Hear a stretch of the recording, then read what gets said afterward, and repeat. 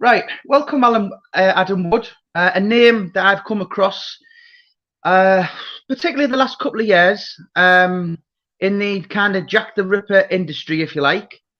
Anyone who kind of has close links to somebody as uh, in the know as you like Richard Jones, you know, you're kind of there on merit. So you obviously must be good, Adam. So I know you're from Coventry. So where did the initial involvement with true crime start? Were you young?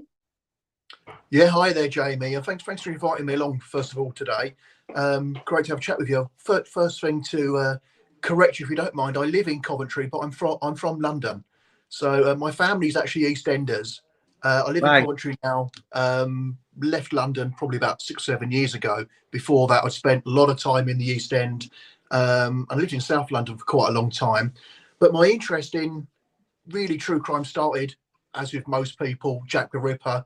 My family are EastEnders, lived in Bethnal Green, Brick Lane, around that area, really from about 1700s and so really going back. And I remember when I was a kid reading some Sunday newspaper, probably the News of the World or something like that, and there was a big story about Jack the Ripper, big bold headlines. And my granddad, who was born in Bethnal Green in 1903, looked over my shoulder and said, "Jack the Ripper, my dad saw one of the bodies."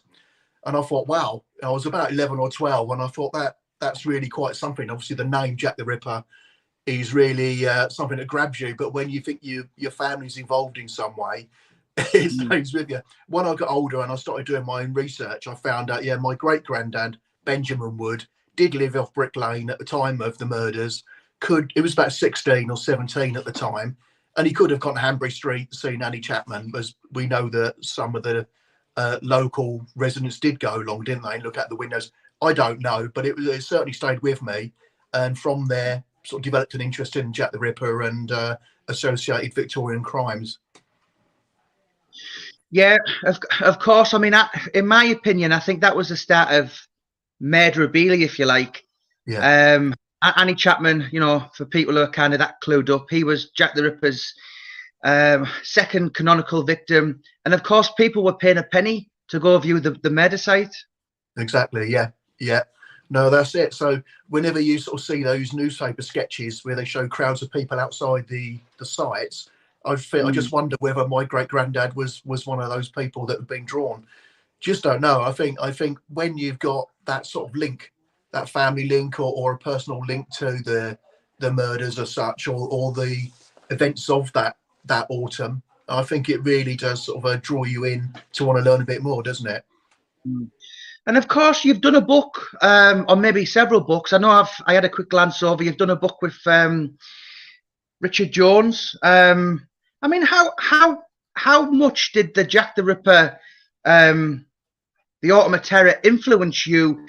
I've done 22 books now. Most of them have been true crime. I've done 3 documentaries.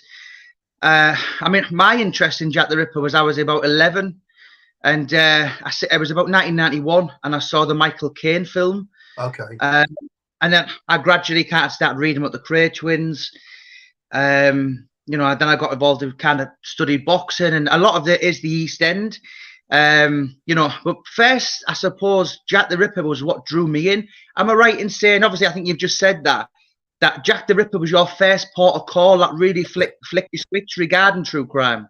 That's exactly right, Jamie. And what happened is, being in London at the time, probably in the mid 1990s, about 93, 94, I joined the Whitechapel Society. The group that's still going today. It was called the Cloak and Dagger Club then, and it was much more of a meeting of people, nowhere else to go really. There was no online forums or anything like that. There was no obviously social media, so people that are interested in the Ripper would go along to the Whitechapel Society and talk about these things. And of course, there's an associated magazine, Ripperologist magazine, as it was at the time. That has articles by people, that researchers talking about suspects, victims, as you say, the East End itself. And I think from that, it really got me a broader interest. I'm not really interested, to be honest, in who it was. I'm more interested in like the social aspect, and that's the whole thing bring together. and meeting people like that, and then going to the early conferences, Ripper conferences, really sort of drew a lot of interest. And I think when you do that sort of thing, you start learning about other Victorian crimes around the time, what was going on, and you realise that Jack the Ripper is quite an isolated case. Really, there's so much going on, and eventually I started working on the editorial board at Ripperologist magazine. I became the editor in 1997, something like that. So I've been running that magazine for a long time. It's not been out recently, but I'm working on an issue now. But by talking about the case with people, you realise there's so much going on. And I was very lucky in that I met the descendants of Chief Inspector Donald Swanson, who, as you know, investigated the case from Scotland Yard, overall charge from Scotland Yard. And they were delighted to have someone showing an interest in their ancestor, and said, well, we've still got all these documents and these letters and these personal notebooks. Would you like to see them? So, yes, please. It turned out they didn't live far from me. And as a result, I researched the whole of Swanson's life and career, not just that little bit of Jack the Ripper in the middle, but the whole of the 35 years. And I got the book here. This is the result. It's a bit of a meaty book, as you can see, Swanson, The Life and Times of a Victorian Detective, and it's a 35-year career. He was involved in everything from not just the Ripper, but Fenian Dynamite campaign, lots and lots of stuff going on. That really broadened my outlook on true crime as a whole, rather than just that little bit of history in 1888 to early 1889. So it really went from there. And subsequently, I've written other books which are Victorian era true crime. And since moving to Coventry, I decided to see what's going on in Coventry in the same era. And I've written 3 books about that, now doing walking tours and everything. It just leads on from one thing to another, I think, when you got this interest, doesn't it? Yeah. Do you know, I think, you know, my book, which I released earlier this year, I think you get a mention. You know, the first thing I started off with saying is, listen, let's get one thing straight. Yes, I've got a 30-year fascination, but I'm not an Adam Wood, I'm not a Richard Jones, a Donald Rumbelow, a Lindsay Siviter, a Stuart Evans, you know, the Paul Beggs. I think there's probably 12, maybe 15 really elite level ripperologists, and you're kind of in that. You know, I mean, some of the people, God, I mean, you know, forgive me if there's probably 1 or 2 that I haven't mentioned. For me, I think Martin Fido was up there, maybe number 1. Sadly, he's no longer here. Donald Rumbelow seems to have retired. Yeah. Paul Beggs kind of drifted away, and I think Richard Jones is probably the guy out there who's probably doing the most. You know, but I mean, your name, I mean, Richard said to me, he said, he actually told me, I think he was the first guy who mentioned you. You know, and I'd heard your name a little bit, but Richard told me a bit about you. But there is kind of a couple of like a really elite level names. And these people have invested their whole life into the Whitechapel murders. I think that's yeah. I think that last comment is a good way to discuss it. Really, I mean, there's people that such as myself. I would in no way call myself an elite ripperologist, and I'm sure none of the other guys that you mentioned would perhaps sort of like that. I mean, the term expert and things I can't stand, but what it is, it's people that have got a lot of experience, many years of researching, and not necessarily looking out to make a name for themselves. I mean, I'm not doing that. What I'm trying to do is get across the information and knowledge that I've gained through years of research.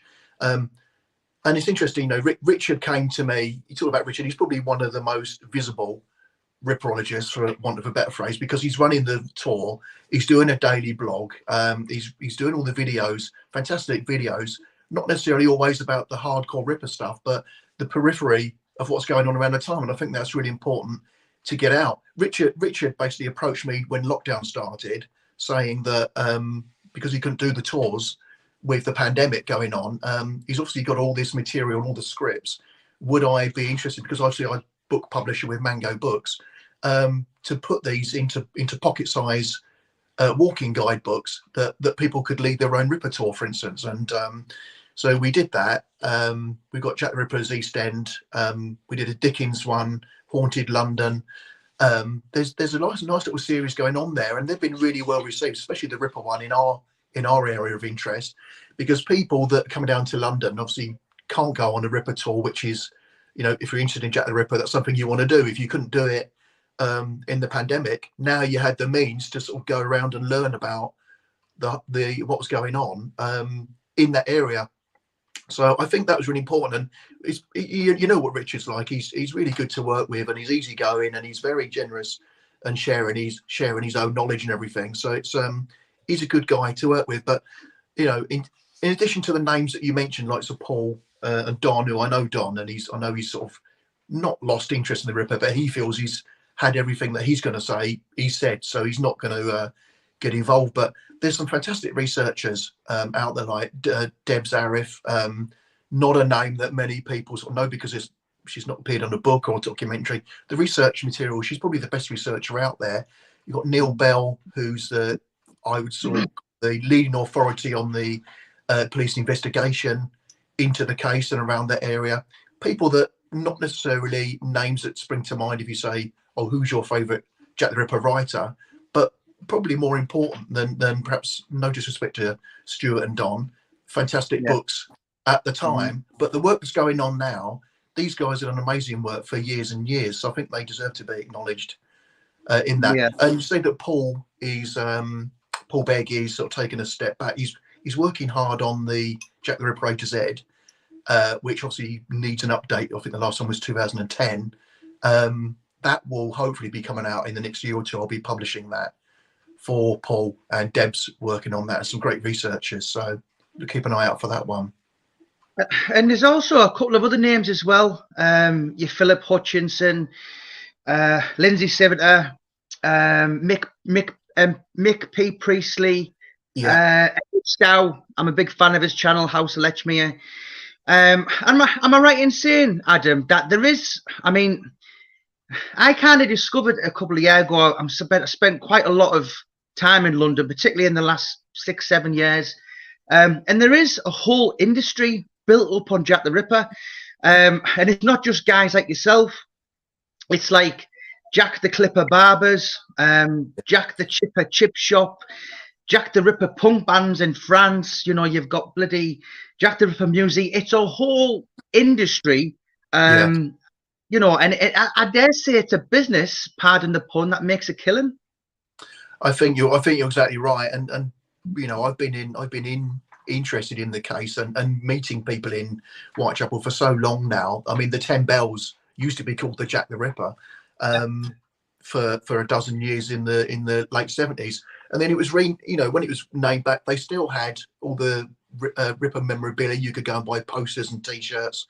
And at that time, I don't think people necessarily appreciated that there was anything wrong in that. Obviously there is. I think if you can go in the museum, the Jack the Ripper Museum, and buy a fridge magnet with a smear of blood on it, which is really effectively, you've got a guy with a top hat representing the Ripper, and then the victims, however many there were, have just been reduced to a smear of blood on a fridge magnet. That's terrible, isn't it? There is an industry. People, they wouldn't be there if people didn't buy it. I was down there a couple of months ago, and I popped into the museum to see what books they had, and there were loads of tourists buying like fridge magnets, say shot glasses, all with Jack the Ripper in big letters. And really, I think that the museum's a whole nother discussion, but all stuff like that, and Jack the Clipper and the chip shop and things, they're just cashing in on the name. And of course, you often see people saying, they're posting on Facebook, I took a photograph of Jack the Clipper. It's disgusting that a business will name not that. Well, for them, it's got more advertising, hasn't it? So, I personally think it's wrong. They should to be honest, it does happen, all over the world. You look, the Blind Beggar's been doing it for God knows. But on the flip coin, Adam, it is a huge part of the East End's social history that you can't deny. I totally agree with that. But there's historians there in in Spitalfields, especially gentle author, very, very knowledgeable guy. And I've approached him a couple of times to come and speak at conferences that I've organised, East End Conference, Jack the Ripper Conference, and he just doesn't want to get involved in anything that's going to promote the Jack the Ripper story, really, even though, as you said, it had a massive impact on the area. You can't deny, you can't airbrush him out of history.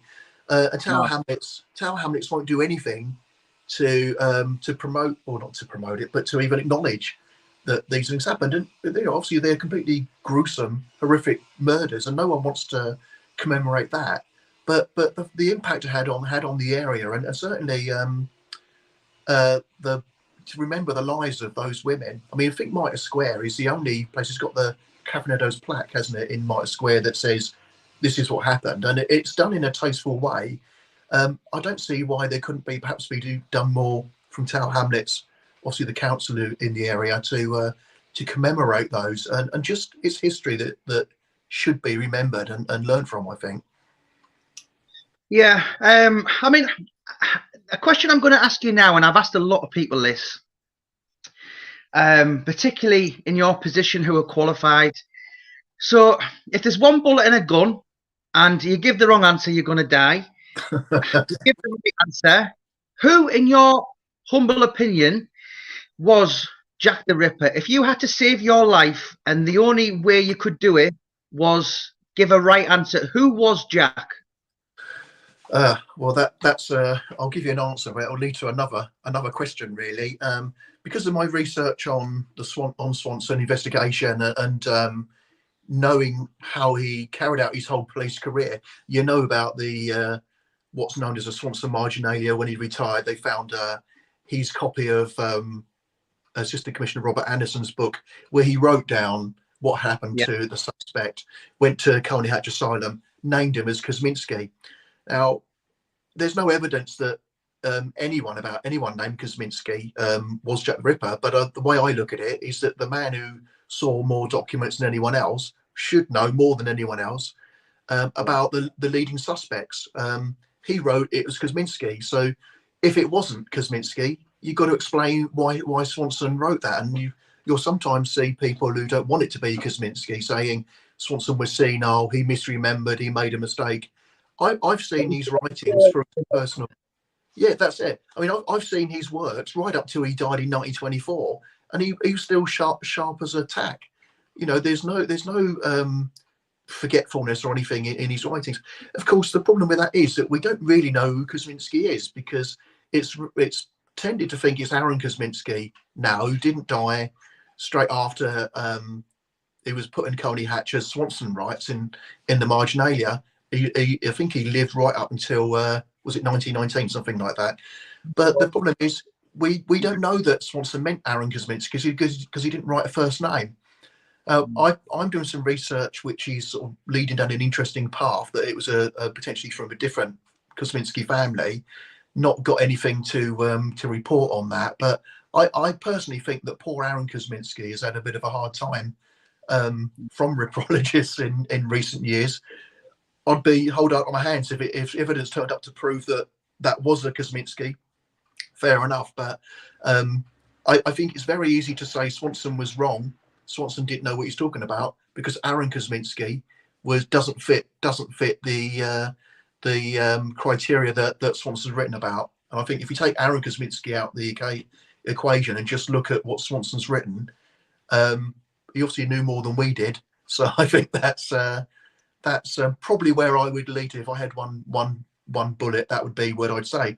And again, just to round it off, I mean, all the other suspects, all very valid, fantastic work.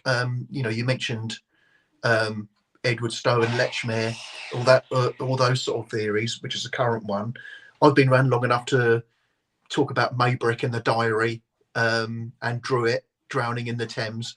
They're all valid, but there's no evidence on it. And I think if it was Druitt, how do you explain Swanson not writing Druitt was a suspect?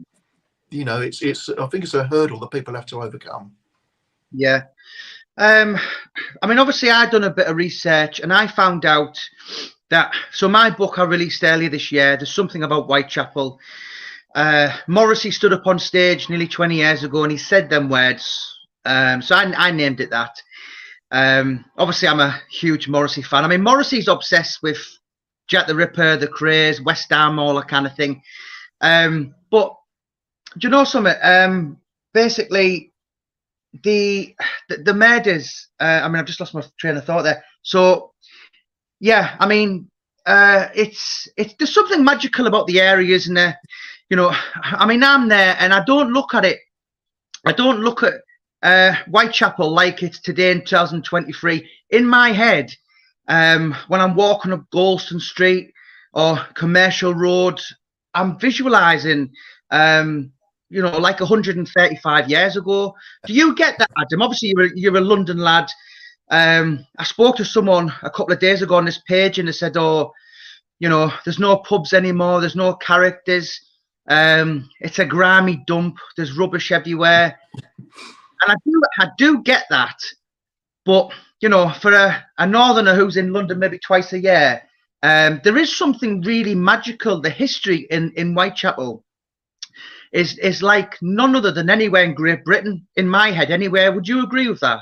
I think you're right. When you get off the tube or whatever, and you step out in Aldgate or Whitechapel, then even Liverpool Street, making your way down White's Road past there, you know that you're entering into an area of massive amount of history, and not just Jack the Ripper, but there's so much going on there, and that comes with obviously building up a knowledge of events of Spitalfields and Whitechapel over the years. And as soon as you're going into, as you say, if you're going down even Aldgate High Street, you can look around and there's enough of properties, buildings still there that you can look up. Could think of Christchurch and look up and say, well, all of the people that lived in Whitechapel in 1888 would have looked up at the same site. I think there is enough there. It obviously is massively changing all the time in Whitechapel, but I think there's enough there that you can walk along and get a sense of what it would have been like. And I was going to say to you, Jamie, I know that you did your homeless stint, didn't you, down in Whitechapel? And I can even imagine, like in that time, you must have known what it was like for people day to day, because they didn't live anywhere. They paid for a bed for the night, and if they didn't have that money, this is what what did they do? So they'd sleep rough, or they'd try and find it in the way that they knew. And that's how the victims really met their end, didn't they? So you must have felt very, very close to what it was like in the Victorian era. Yeah, it was. I mean, of course, back in them days, it was a night in Itchy Park. But it's. I mean, the thing which I found, and I dare say it would have been exactly the same 135 years ago, was there was every vice on every corner. I could see crack dealers, I could see prostitutes. There was I mean, obviously, back in them days, Dorset Street, Flower and Dean Street. To get out of that day alive, it must have been such a. I mean, that's why there was so many, in my opinion, so many great boxers from the East End. They had to get out and fight their way out in the concrete jungle. It's not only Jack the Ripper. When you think of the history, your Jack Spot, it's the Craze. Yes, everyone knows, but it's your Jack Spot Commas. It's the massacre which happened in the big battle of Cable Street, 1936. You could just go on and on to as far back as the Bessabarians in the 1700s or whatever. But do you know what? I think Paul Begg said to me, he said, when Charles Dickens wrote Oliver Twist, well before Jack the Ripper, the pickpockets were Petticoat Lane. In other Dickens tales, the Informer, they went and meet him at Aldgate. The East End will always be attached to that kind of villainy, Cockney wide boy, if you like, and that is very much going back to hundreds of years.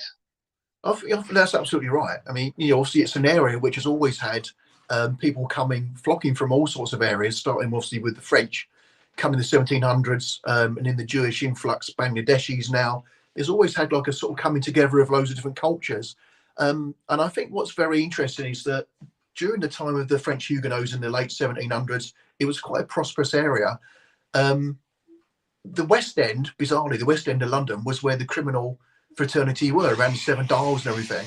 It was basically when they went to build Oxford Street, Tottenham Court Road, and those major West End roads we know now. The whole of that area was displaced. They were basically forcibly moved from the area. They relocated them to the East End. So you had the immigrants coming in, prospering, but the area was starting to decline through trade, and then a big criminal element and poverty all coming in all at the same time, and that is all sort of mixed all the way through to still through today, isn't it? Mm-hmm. And you know, Richard Jones, I always remember Richard Jones' words.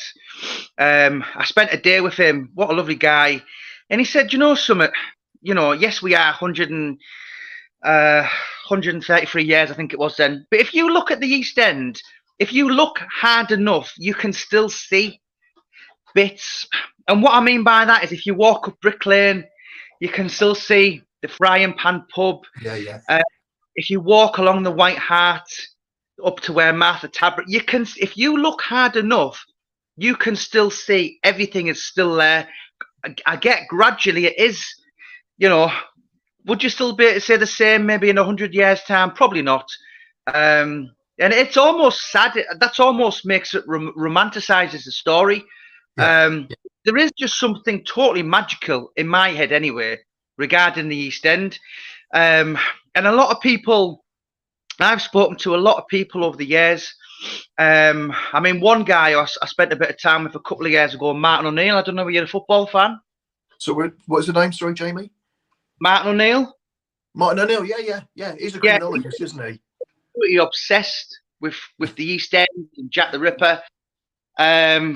Simon Cowell is. I know people who've give Russell Brand tours, Kelly Osbourne, Victor Meldrew, the actor, you know, Charlie Sheen. And there's just a place, and I don't think there's anywhere quite like it in anywhere of London as your Stepneys, your Marlens, your Whitechapels, your Bethnal Greens, and it is disappearing, but you know, I think it's still there. Certainly in our lifetime, it will still be here. I think you're right. I mean, is that? I mean, it begs the question: is that because the Ripper mystery wasn't solved officially? You know, there was no Jack the Ripper was Joe Bloggs, and he was executed. Would the area not have the appeal because it hasn't got that sort of mystery and romantic Victorian melodrama feel about it? I don't know, because it's always got that. As I say, it's always been a draw for people coming in slightly on the seamier side of London, isn't it? It's interesting you saying about the buildings and some of the not even associated with the murder sites, but being slowly eroded away. And you say, and eventually, 100 years' time, there probably won't be any of the Whitechapel buildings as we recognise them now. I was having a discussion with someone a few months ago, and they were basically suggesting that it's a shame there isn't something being done to preserve those almost the murder sites.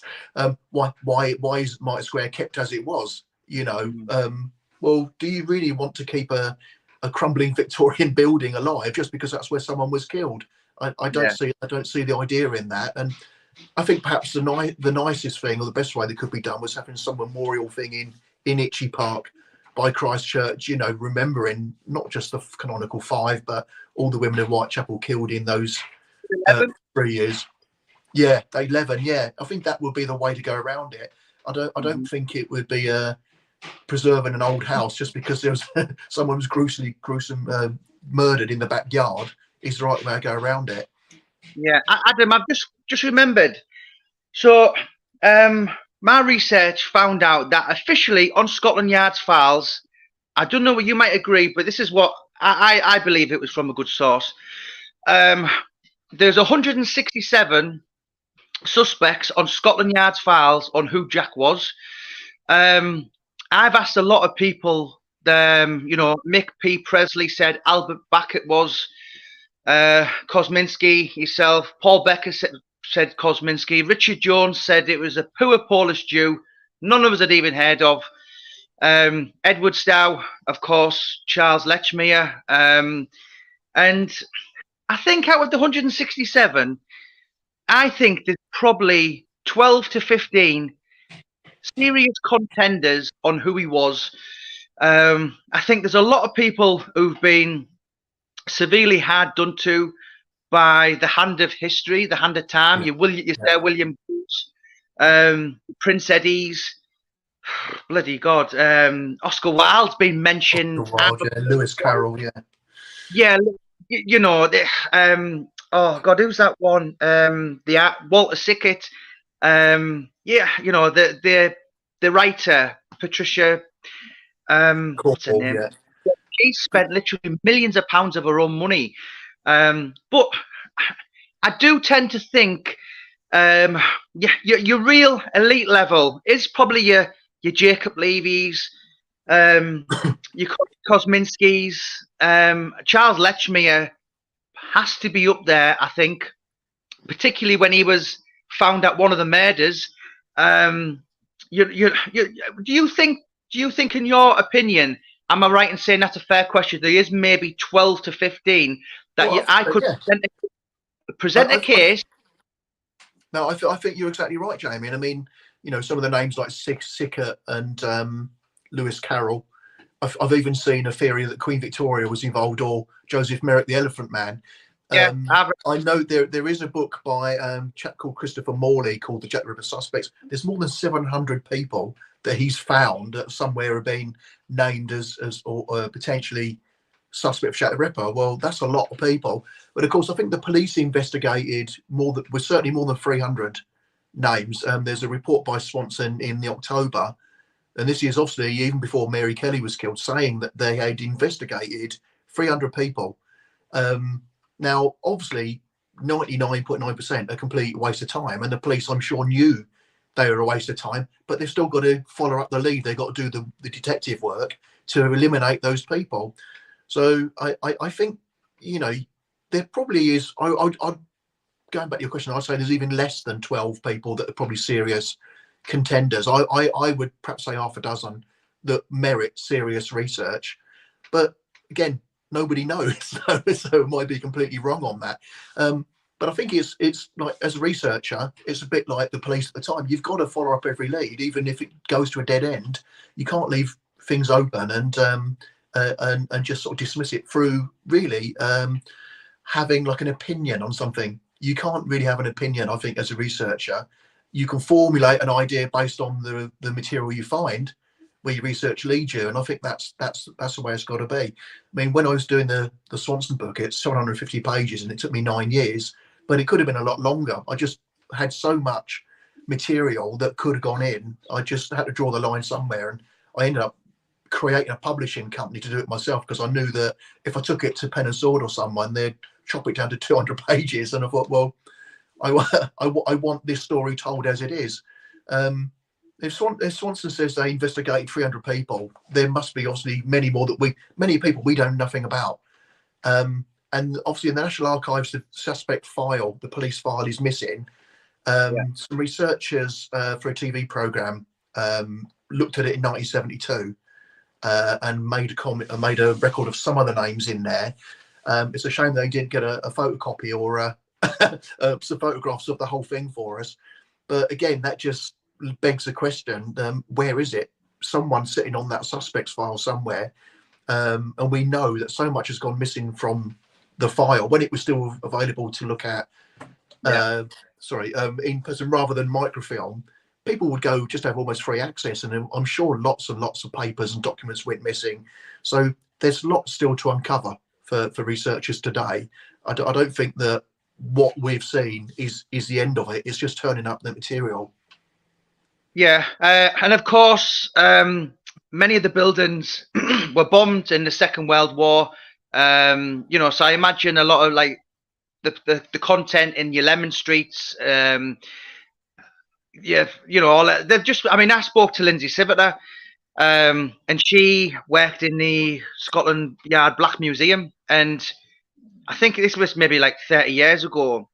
And many of the exhibits were just lying on the floor, and you know, she's like, what's that? And they're like, it's just some of the rippers, you know, some of the clothing and that, and it was like, wow, there wasn't even labeled up. It was just like, I know. like It's just, yeah, I think that's it. And I mean, I don't know how they work them things, but you can imagine when there's some crime gone on, and trials taking place, and then they probably just go, well, we take that to the museum, and they just probably got a room. I don't know what it's like now, but probably back in the 70s and 80s, they just got a room where they're just throwing stuff in there. And Keith Skinner, the researchers, doing a bit of work on the Swanson story, because when the marginalia was discovered, it was Donald's grandson, Jim Swanson, wrote to the News of the World saying, we've got this information that reveals the identity of Jack the Ripper. News of the World story never appeared, and we don't really know why. We got a good idea that it was just not really, because Kosminski's not very exciting compared to Prince Eddie. But Keith Skinner was doing does a lot of work at the Crime Museum at Scotland Yard, and he literally found this article by the News of the World, draft article, that never been published. Literally was lost down the back of the filing cabinet. So all these years we've been thinking, well, why didn't that appear, or what happened to it? And it's just been thrown in the back of the cabinet. No one's even labelled it or anything. So there's lots of stuff, I'm sure, still to discover. Yeah. So Adam Wood is a name I've kind of become familiar with in the last couple of years. So Adam, I know you're busy. You've kind of, I suppose you Cockneys would say, it's fingers in a lot of pies. So what does Adam Wood do today? Because I'm going to put a lot of your links in the video in the bio after this. Anyone wants to get in touch with Adam, whatever. What else do you do? Obviously, I know your involvement with the Whitechapel, but I seen your Wainwright stuff last night. There was another thing as well. I did watch yours really recently. I've been sending it to my mates, and but what else? What other fields are you kind of thing where it really grips you as well? Well, I think, as I said right at the start, Jamie, that my interest in Victorian, mostly historic crime, Victorian up to early Edwardian, is a period I'm interested in. And I've just gone completely widespread from the Ripper time of 1888 and 89 outwards. And what I started doing, as I said, when I moved to Coventry, I've written a book about a local guy, thought his wife was having an affair, went and shot 6 people. And it's hardly been reported. So in fact, when I Googled the story, there was not a single hit on that story from 1880. So I wrote a book about that, massively well received. I booked to do talks on that in Coventry locally. So I've done that. They did a follow-up book, An Unsolved Double Murder in Coventry from 1906, very similar to the London stories that you see. It's almost as though there's all these stuff in the Midlands, certainly in Coventry, that not ever been discussed. So I do a lot of local history group talks. I started doing walking tours. Someone pointed me in the direction of a now defunct platform called Hago. It's like a virtual walking tour thing. So I applied to become a tour guide for true crime stuff, and it really took off. And I was doing 2 or 3 virtual tours a week in London, Birmingham, or just wherever. Go off and I'd sort of visit. It's like doing a Jack the Ripper tour. I did a Jack the Ripper tour. It took 4.5 hours. I did the complete ultimate tour, as I say, sites that you'd never go on. Go to Whitechapel. That, unfortunately, that platform closed down, so I can't do that. But I started doing it through Facebook Live, which is what you saw last night when we did the Wainwright Whitechapel. I saw the Whitechapel murder from 1874. That's an interesting case, and I don't think many people know about it, and probably even fewer people have been to the sites that we visited on the tour last night. So whenever I can, I go out with my phone and my gimbal to video all the sites and do basically a little tour that I can turn into a video and then present live on Facebook. Actually, looking at the platform we're on today, I've been considering that as well. So be interested to hear your thoughts on that. So really, I think I've kept myself to myself doing my background research and editing and assisting other people till the last couple of years. And now I'm just starting to use that knowledge for doing my own work, really. And the Facebook group is excellent. It's really taken off. I do little posts, as you've probably seen, 2 or 3 times a day. I do a little post about a historic true crime. Did you know what I'd like to say, Adam? I mean, I remember being with Richard Jones and Pellicci's a couple of years back. And I said, Richard, why don't you? Because Richard's perfect for anything like that. He's got the voice.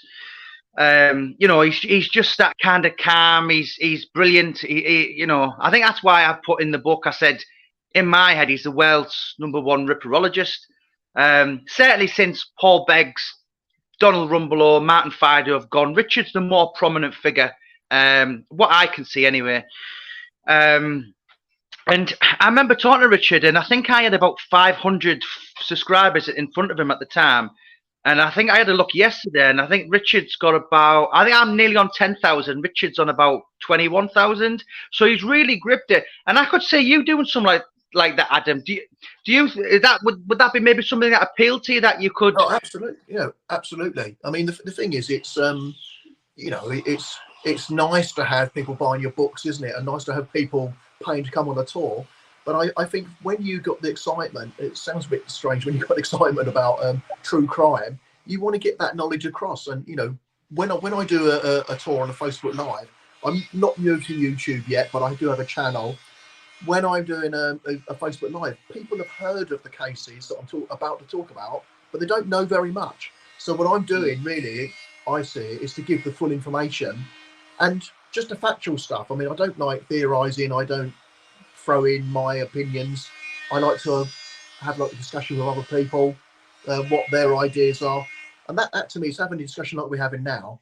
I think is a really, really good interactive way of learning about history.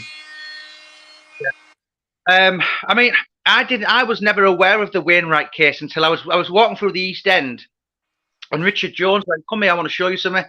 And he showed me where he buried the body, and then he showed me where he dug up, where he got caught, and all this. And that's a case I think probably doesn't get enough limelight. I don't mean that to sound in a sadistic manner, but it is part of history. And this was obviously maybe a decade before Jack the Ripper. Can I ask you, Adam, what because I'm going to put them all in the bio. So can you give me a list of all your platforms that you're on social media? They're all go with the handle of Adam Wood History. The Facebook page is called Adam's Crime Through Time. Nice catchy title there. I've got a Twitter account, and I've got YouTube as well. They're Adam's Crime Through Time. Mostly I'm posting on Facebook, and if I've got a talk coming up, I'll do it live on Facebook. If I've released a new book or I'm doing a talk somewhere, I'll again advertise on that on Facebook. There's a website and everything, but probably the most straightforward is just going to the Facebook page, the most direct.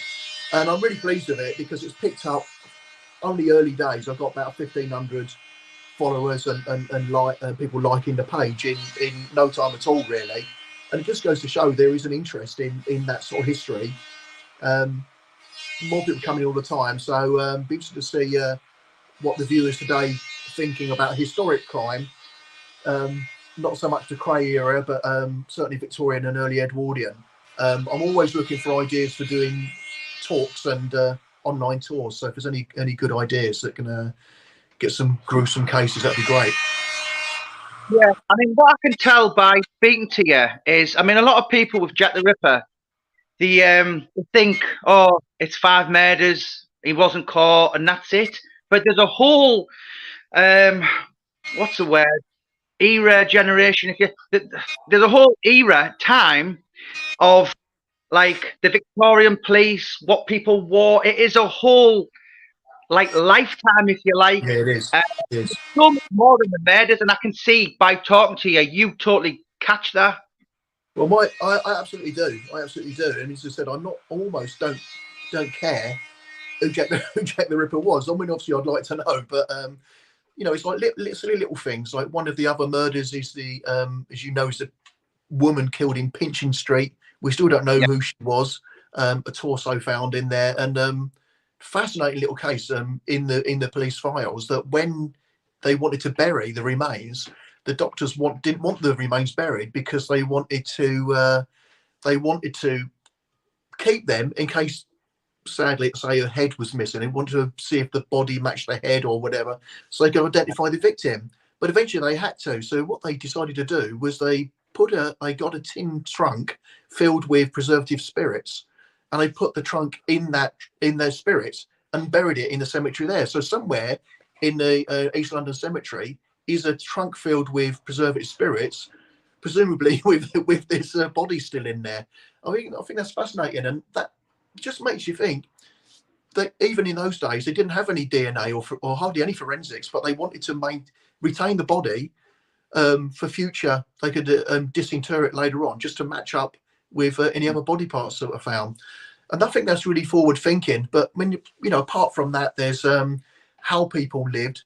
Going back to your homeless stint, that's exactly what they did. They walk around day by day.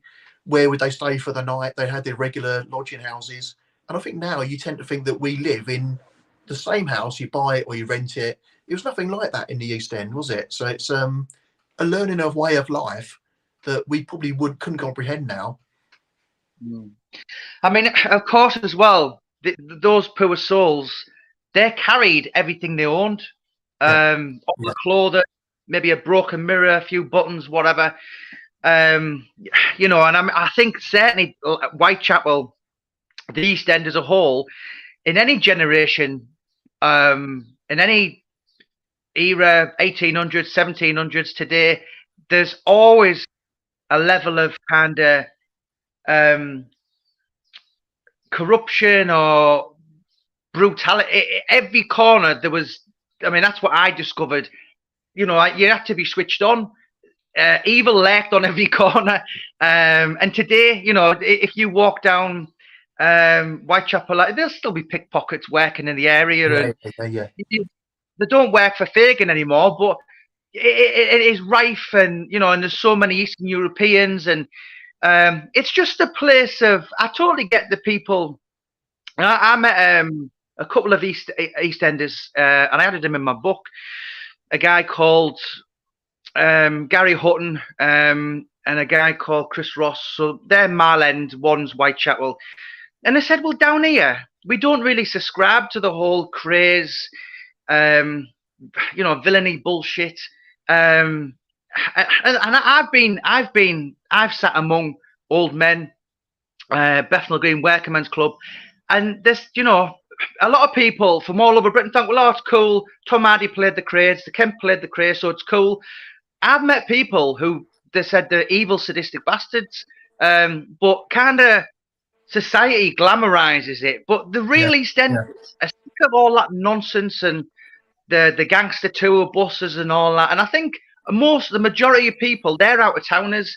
The real people from your Shadwells and your Wappings and your Aldgate, they don't even bat an eyelid at crap like that.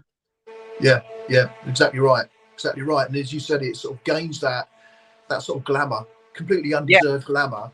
And same thing with the Ripper, isn't it? Really, I mean, if he was, as Richard says, if he was a Polish Jew that no one knows the name of, he certainly wouldn't have been someone going around with the cape and the top hat and the shiny black bag which for so many years was the image of the Ripper. Adam, don't forget the smog. You must have the smog. When talking, it's just in a small print.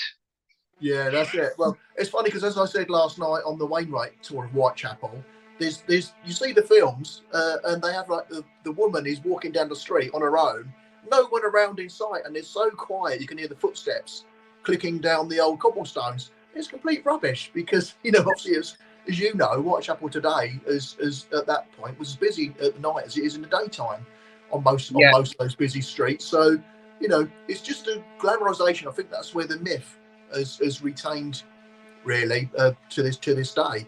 And I'm pleased that there's researchers that are going to find like the truth behind the matter. And there's the book by Hallie Rubenhold, The Five. Say what you like about how it turned out, but I think the concept behind it of actually promoting the lives of those victims, I think is excellent because it really brought it to a wider audience than perhaps just a few of us that have been trying to do through the magazines and things over the years.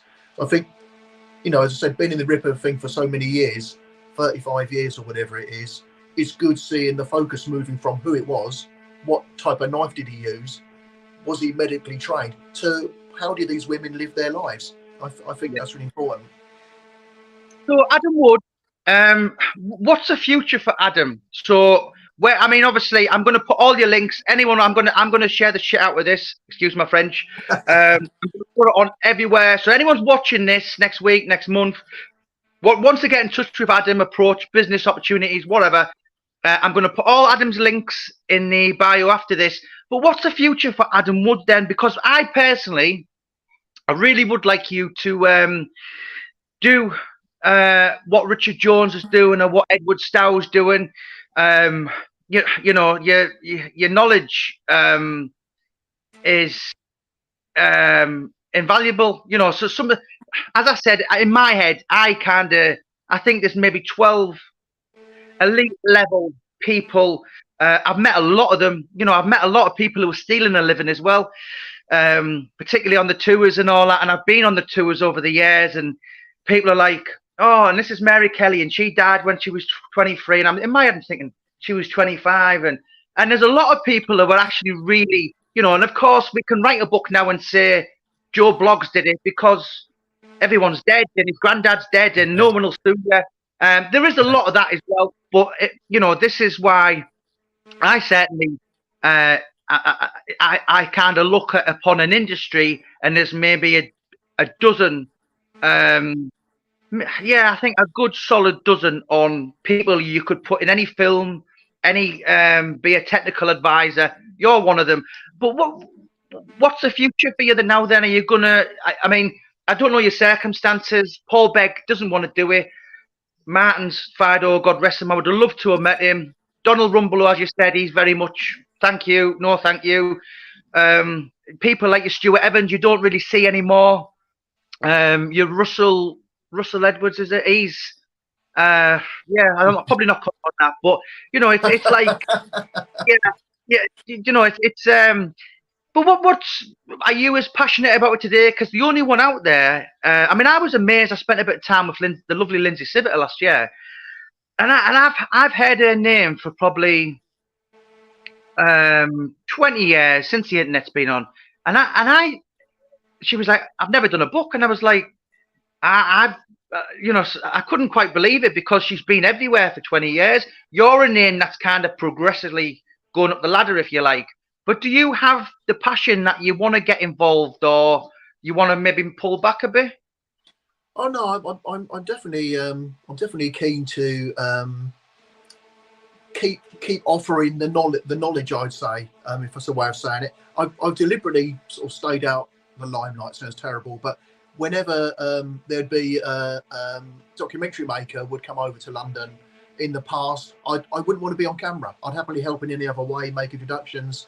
I didn't want to be on camera because I felt there were people, perhaps, you know, like Lindsay, might be more keen to appear, you know, in front of the camera. I think now I've got such knowledge over the years of not just Whitechapel but everything around the era.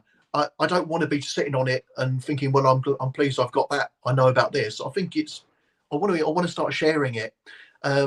And social media, YouTube, all that stuff is a fantastic way of getting that across. I am writing books. I've already appeared on a couple of documentaries this year, and there's work undergoing on a Netflix Ripper thing for some American company, which I'm talking to them about, as is Richard actually. So we can't say much about that, but there is something going on there. And I think the more that I put on the Facebook page with these Crime Through Times, the more I'm going to get noticed and get approached for stuff like that. So I don't want to rush and do it. I'm certainly not making myself out to be any sort of expert, but if people think I can provide an interesting talk or an interesting viewpoint on a documentary, then I'm all up for that. So yeah, absolutely. Yeah, and as I said, you're going to give me all your links, Adam, and I'll put them in. And was there anything you wanted to bring up? Anything you wanted to approach a subject? I think, as I said, I just really want people to really, I think not just on my behalf, but anyone, you know, who's interested in the case.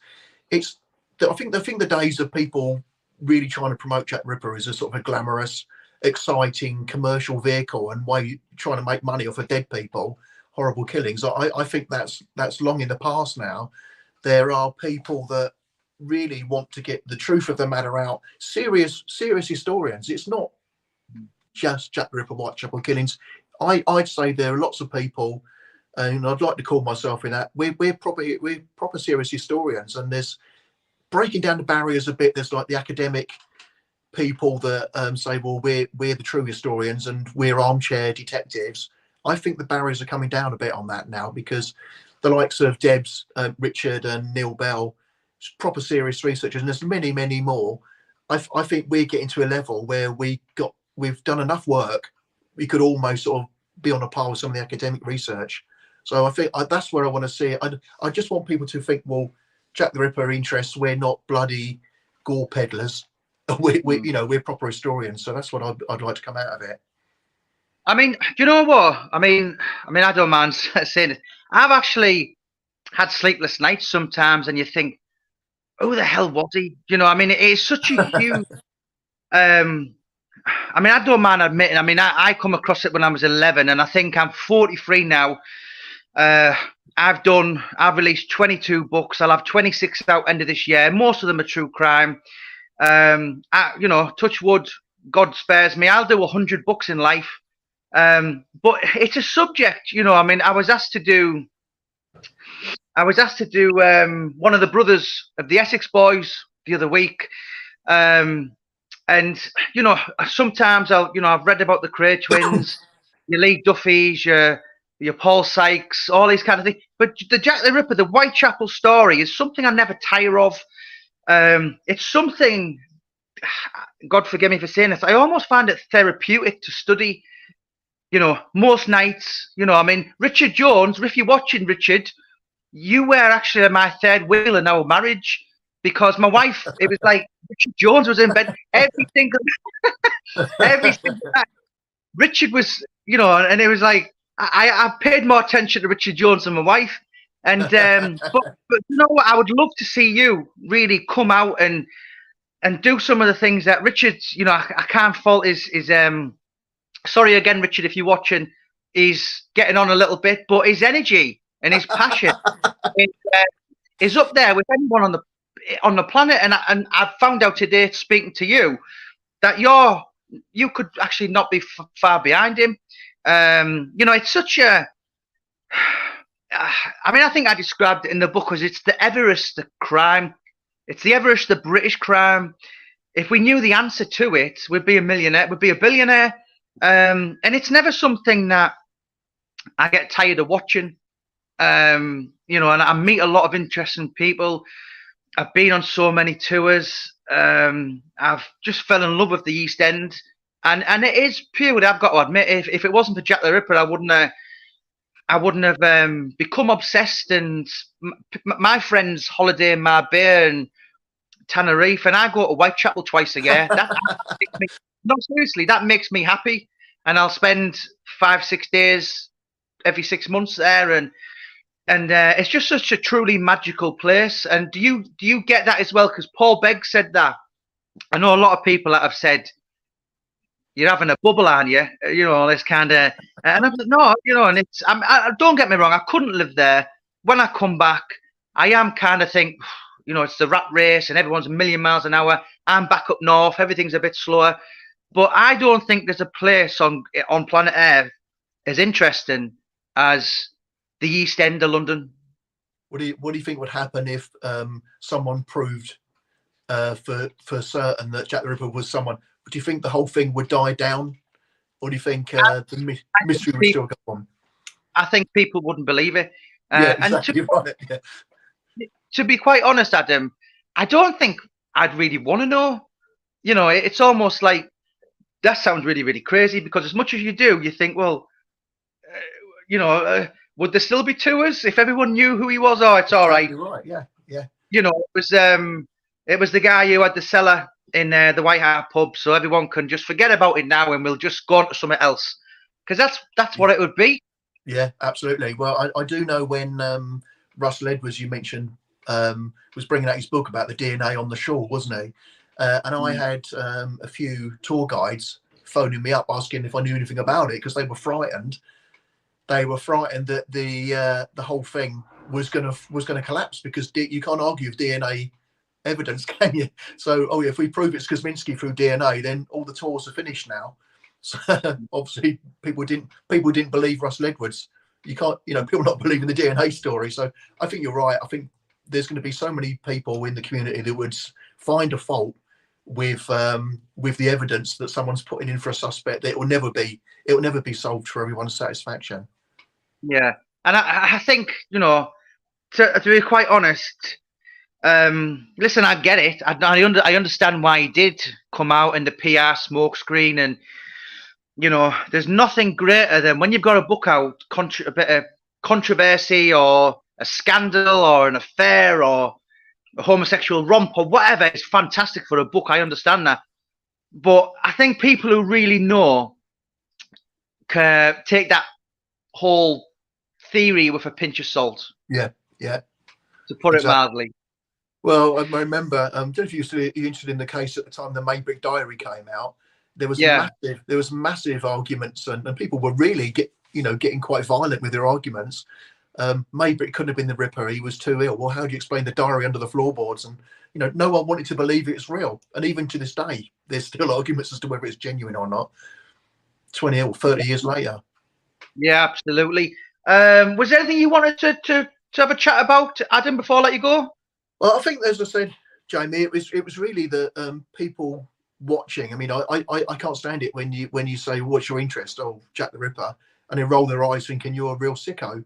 And I just want people that are watching to think, well, you're all right. You might be a bit strange, but you're actually not that bad. You're not that bad a person. And I think having the opportunity to have a chat like this, people can hopefully see that we're relatively normal, and there's some proper work being done. So again, I really appreciate the opportunity to come and have a chat with you. Absolute pleasure. I mean, I dare say, I don't want to sound this a little bit, how can I put it without sounding mental? But you're kind of, I suppose, I dare say hero, but this is what I do. I study and I watch and I observe. I mean, last 2 years ago, I went to London. I spent a whole day with Martin O'Neill because he'd written a foreword for one of my books. I spent a lot of time with Alex Reid, who was married to Katie Price, cage fighter. But I was more interested and I was more starstruck. Richard Jones, again, I know you love when you watch it. I was more interested in hanging out with Richard Jones for the day. It's just something in life I could never tire of. I'm 43, but if I'm here at 83, I will still be obsessed with Jack the Ripper. And it's not because, I gore over 11 unsolved murders from 1888 to 1891, was it? It's on a case that we'll never know. It's a whole. I get it. I just, and I think with Whitechapel or the East End, you get it or you don't. And there's a lot of other cases fascinating as well. Your Jack Spot commas. Oh God, the East End. I mean, you could literally go on. There's been so many. I spent a day with Chris Lambriano a couple of years back, and he took me round the Regency. He showed me where he killed Jack the Hat McVitie, where his orders were to chuck him over the train tracks. He showed me where the gun was chucked in the canal. But they're the well-known ones. But if you look into the East End history, the Tibbs family, the Dixon's family, there's just so many, and I don't think you get that anywhere. Of course, you mentioned earlier there was a lot of crime. The time of the Sabini family, the Soho, and all this, like 100 years on, 100 years ago. But I don't think you get it like the East End of London in Britain, quite like you do. And you've got to remember as well, I'm not talking about East London, I'm talking about the East End. And the East End is quite a small place. It's only E1, E2, E3, and E14, maybe 14 to 16 areas. And everyone's from the East End, even if they're not, and it's, I used to think anyone south of anyone, like even Watford, Cockney, and meeting you Gary Buttons, and that he's really educated me, and everyone, it's cool to be a real Cockney or whatever, people from. I met a boxer a couple of years back, and I always thought he was Cockney. He played on the Cockney Jelly Deals hat, and he's from Barker now. And now I'm thinking, you weren't even a Cockney. It's like I'll never forget Chaz and Dave. One's from Middlesex and one's from North London. And to me, when I found out they weren't Cockneys, that was like finding out Mr. Miyagi never knew karate. It was just like my whole life was a lie. No, but it is. Listen, I get the place, and I think I'll never stop being fascinated. I am gradually getting away from true crime. Certainly writing it about it. I want to get into footballers, boxers, celebrities. I mean, the book I did this year, there's something about Whitechapel. In my head, it wasn't true crime. That was more social history. But I just do not think there'll ever be a time. And are you the same, Adam? Do you think you will always be fascinated with what went on back then? That's hard to say, really. I mean, I still follow quite a few Facebook groups. I'm on the forums and all that stuff, and I see what the latest research is. But I think because I'm sort of slightly moving to left of centre, looking at crimes of the same time, not even necessarily in London, but all around the country and overseas. I don't know whether it's going to dilute my interest, but it's still probably going to be the main case that I follow stuff off. And I'll tell you one thing that really excites me perhaps more than anything these days is when, with social media, Facebook especially, is such a good medium for people sharing stuff. You see so many new photographs and things of buildings that you've known for 40 years, but you've not perhaps seen that photograph. Someone's come across it and shared it straight away. It's fantastic. It's really quite a buzz seeing like a new picture of Mitre Square or something like that. So yeah, I'll definitely still be there. I've got a friend a couple of years back. So can I just say before I tell, if anyone's got any questions for Adam, now's the time to get them in. So I've got a friend who spent, I think it was £2,000 on this website, and he never got one job because all his work is from Facebook, Instagram, and then of course you've got your Twitter, you've got your YouTubes. So, and it's all free, so you're living in a society these days where there's millionaires off the back of all these free platforms. People have millions of followers. I've met a lot of people last couple of years. Very, very lot of interesting people. And we're living in this society where we've got all this access. We've got the world at our fingertips. And it is really, really good. And I get that when I see different photos and I'm like, wow. I get kind of excited, or I'll see, what was the old footage?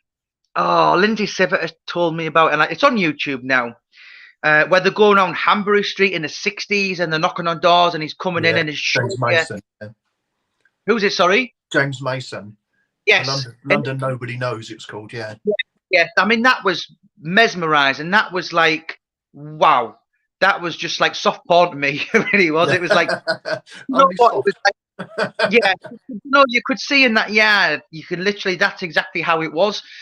And even the Polly Nichols scene, if you go back to 1988, that was literally, I don't know, it's my lifetime.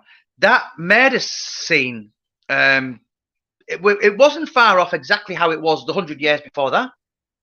Obviously, it's probably the one most changed now. And I do often wonder, Whitechapel station opened about a year or two ago.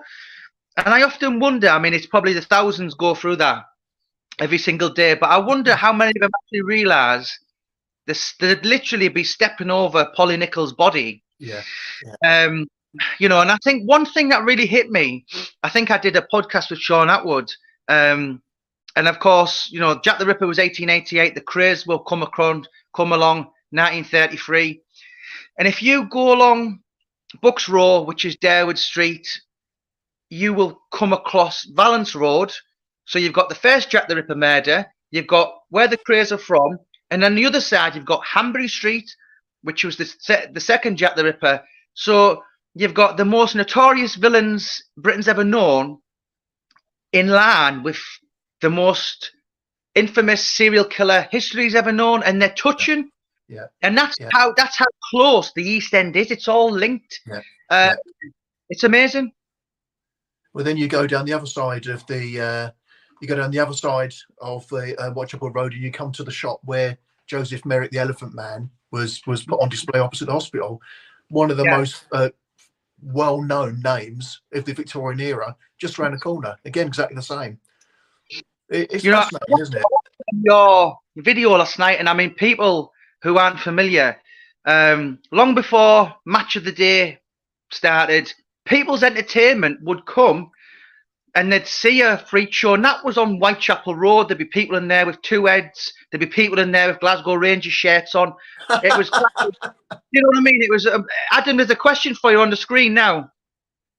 Can I recommend true crime cases that less heard of? Hi, MJO. Thanks for your question there. What sort of time period are you interested in? Is it the 1800s or a bit later than that? There's a really good book coming out. If you're looking for a book or just reading online, again, so be interesting to know that. There's some really good books coming out.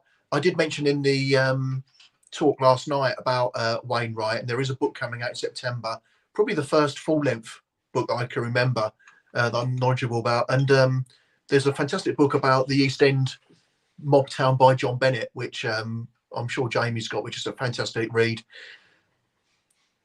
12 million for a house, yeah, indeed, Martin. I would suggest, depends what you like, really. I mean, there's lots of poisoning cases in the Victorian era. It's interesting that if you look at murders from the Victorian era, men were much more violent and brutal with the killings. That's where they'd be using a knife, and then women would mostly use poison, much more sedate and perhaps womanly than the violence. So that's an interesting thing. Again, it depends what you like reading there, MJ. I mean, if you're interested in a mysterious poisoning case, then you've got the case of Adelaide Bartlett, who murdered her husband Edwin. That's a interesting case from 1800s. If you're looking for something a bit more violent, a bit more bloodthirsty, you could look at the Ratcliffe Highway murders. Again, just along the road from Whitechapel, where 7 people were murdered in 1811. It's never been officially solved. So again, Ratcliffe Highway murders, I think, would be a good one. There's a couple of really good books on that as well. You can get quite cheap on Amazon or eBay. So yeah, Frederick Aberline, favourite suspect. He poisoned his wife. Chapman. Name slips. What's his name?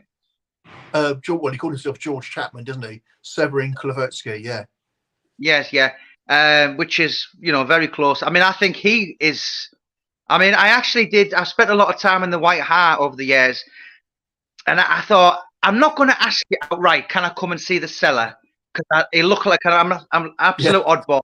So I kind of played around it, and I did get there, and then he just basically said, look, mate, we get people in here every single day for health and safety reasons. No one can come down the cellar. But of course, that was his barber shop. Yeah, that's it. Well, I've been down there, so not sure if you ordered the wrong drink there, Jamie. But no, I've been down there. I think I've probably got a photograph or two, which I'll send to you if you'd like to see what it looks like. You wouldn't know it's a barber shop. It's just a cellar full of beer now. Yeah, I mean, do you know what? I am going to be in the East End. What are we in now? May. So I'll probably be there June, July. I will be there a couple of times this year. And I will be sending this video to Richard. So hi again, Richard. Yeah, but you know what? Let us know when you're down, Jamie, because I'm sure that Richard and I come down. We'll meet up with you, so we can come and say hello when you're down. Because I'm in the process at the minute. So I've got a business partner called Gary Hutton. So he had a book out called Product of a Postcode. He was, long story short, he got 5 years for flooding Great Britain with counterfeit notes. He basically was brought up in the East End, Brick Lane, one of 11 children, brought up in care. His dad taught him to shoplift at 7. So he's done amazing things now. He's registered charity, helps the homeless. Gary's knowledge is unbelievable. I actually arranged Richard Jones and him to meet. You know, when you just meet people and you think, I need to introduce you. And they were like, they met at George in the East, and they were just like, I think they're actually going to do a podcast. But Gary's, he's literally, a lot of people pretend to be the Cockney wide boy, where Gary is that kind of, he's got the personality, and he's, he wears the flat cap, and he has pie and mash every day, and he jumps up and down like Dick Van Dyke, clicking his heels, and all that kind of stuff. It's fascinating. It really, really is. But you know what? I just want to thank you so much, Adam. I knew you were going to be good. I'm going to put all your links in the bio. So could you send me all the links you want? Anyone who wants to get in touch with Adam, for any regarding forthcoming projects, or I don't know, how many books have you had out, Adam? I think about 7. I've got 7 out at the moment. Some of them are, the Swanson one is just say 750 pages. Some of them, obviously, through necessity, have to be much shorter. That particular case. So, I just love researching and writing and finding the illustrations. And because of my background, I can publish them myself. It's just you're not got to worry about trying to find a publisher to help you get it out there. It's that's why I love what I'm doing on the Facebook page and doing these talks and tours, getting the knowledge out about these quite often obscure crimes. So yeah. And regarding the future, have you got a few books in the pipeline? I've probably got about 7 books on the go at the moment. One thing I wanted to do, and hopefully I'll still do it, is when I finish Swanson, it's the subtitle is The Life and Times of a Victorian Detective. I started researching Win Baxter, the coroner in the Ripper cases, and I wanted to do a similar book called Baxter, Life and Times of a Victorian Coroner. So I started researching the inquest process and looking at some of the cases he was involved with. I think that'll be a fascinating read.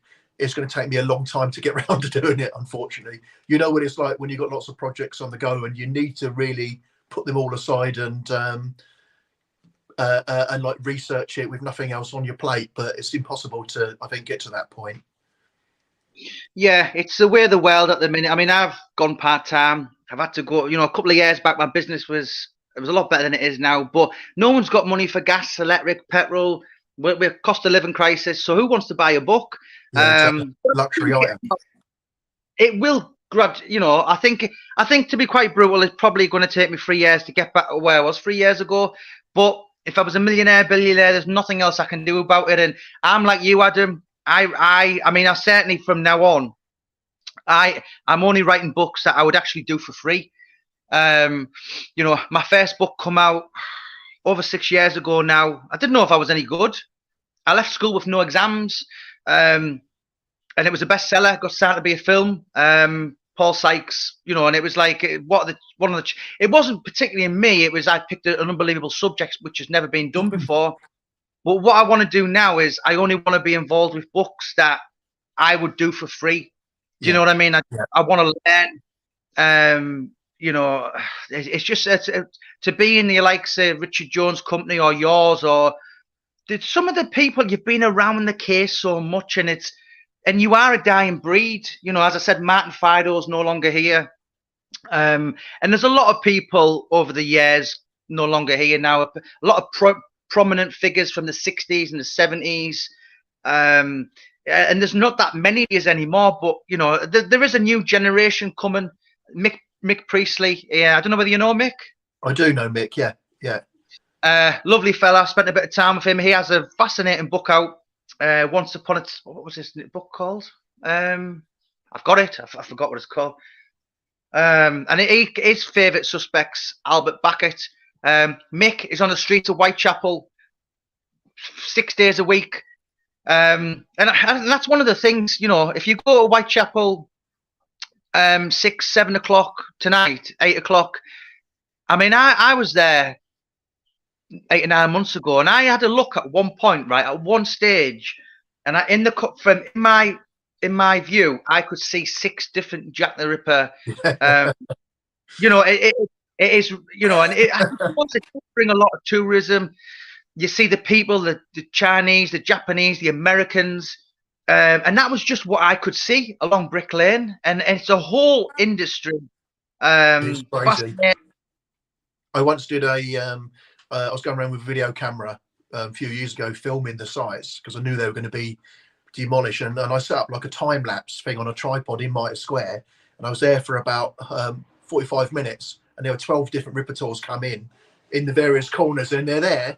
And when I sort of speeded it up to double speed, there'd be about 20 people come in a corner, someone else would come in, they'd go off. It was just, it's like someone out of Benny Hill. It was absolutely crazy, man. Yeah, but you know what? As I said, it will never cease, and the interest is hugely burning greatly. And as I said, I will never cease to, I've written some books with people. I think, oh my God, I'm embarrassed. I'm actually running out some out of print. I just don't even want to be. But I don't think. I mean, that book I did. You know, listen. I'm not an expert like you or some of the other serious contenders. I first started that book off by saying I'm not an expert. I've got a passion, probably second to none for it. But you know, the book I did, there's something about Whitechapel, it was a look at why. You know, 134 years on. And some of the murders. I mean, it sounds crazy, but I actually slept in Mitre Square. Okay. you know, yeah. You know, and it's I don't know. It's probably very, very odd that I would admit that, but I did, and you know, it's just as I said, I don't think, and I'm glad for your likes of your Richard Jones, your Adam Woods. For all the people I mentioned earlier, I'm glad that you're about and you've provided me with so much entertainment and content over the years. I just want to thank you and just keep it up. If there's anything I can ever do, Adam, give me a shout. So will do, Jamie. Yeah. All your links, and I'm going to put them in this video, sir. We'll do that. Thanks very much, Jamie. Good to chat with you, and hope to see you again soon. You have a great day, sir. Thank you so much for your time. Cheers, then. See you. Bye-bye.